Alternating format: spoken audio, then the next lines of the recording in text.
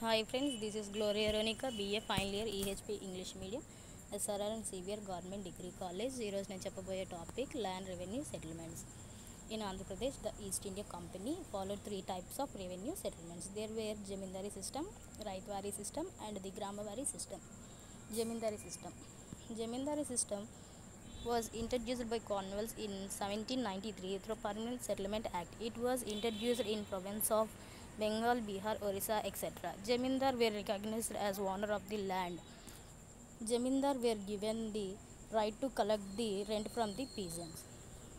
The released amount would be divided into 11 parts. 1 by 11 of the shares belonged to Jamindars and 10 by 11 of the shares belonged to East India Company. The land in the north circles were broadly divided into Haveli lands and Jamindari lands. Raitwari system. Raitwari system was introduced by Thomas Monro in 1820. Major areas of introduction including Madras, Bombay, parts of Assam and Khargo province of British India. In Raitwari system, the ownership right were handed over to the peasants. British government collected tax directly from the peasants. Landowner has right to sublet his land holdings to transfer mortgages or sell it. He is not evicted from his holding by the government so long as the pays the state demand of land revenue.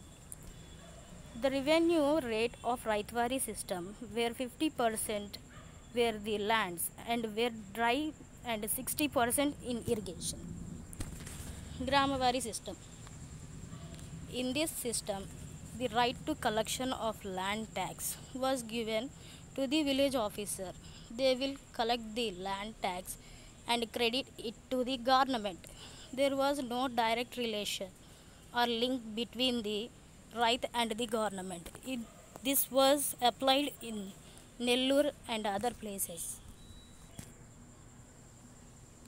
Thanks for giving this opportunity of giving PowerPoint presentation in history by MSK Krishnajyoti Garu, history lecturer.